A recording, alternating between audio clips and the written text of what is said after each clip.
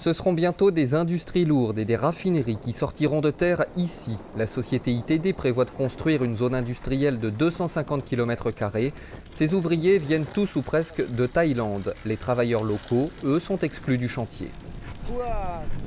Nous, Birmans, n'avons pas l'habitude de faire ce genre de travail de construction.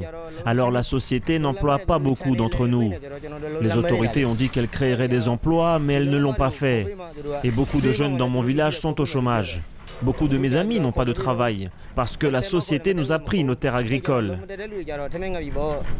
La société ITD saisit les terres des riverains du projet, mais promet de compenser la destruction de leurs plantations. Elle prévoit d'exproprier plus de 20 000 riverains et de les réinstaller dans ces maisons, ici des maisons modèles, qu'elle bâtira dans des zones de relocalisation.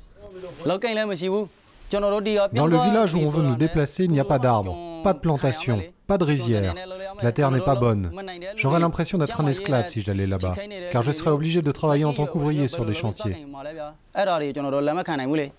Avec ces plages de rêve, la région de Dawei pourrait avoir un bel avenir touristique, mais ITD prévoit de construire ici un port en eau profonde.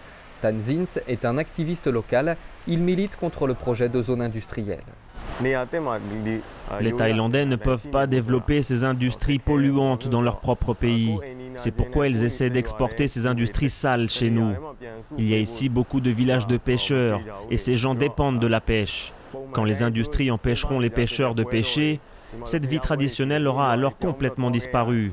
Les gens de cette région ont leur propre culture, leur propre langue, et leurs traditions vont disparaître quand ils devront déménager. Mais les pêcheurs ont encore un petit espoir. Le financement du projet industriel est incertain, les installations déjà construites modestes. Et surtout, dans les villages proches de Dawei, les autorités laissent maintenant les activistes locaux manifester leur opposition au projet. Cet habitant distribue des tracts sans crainte.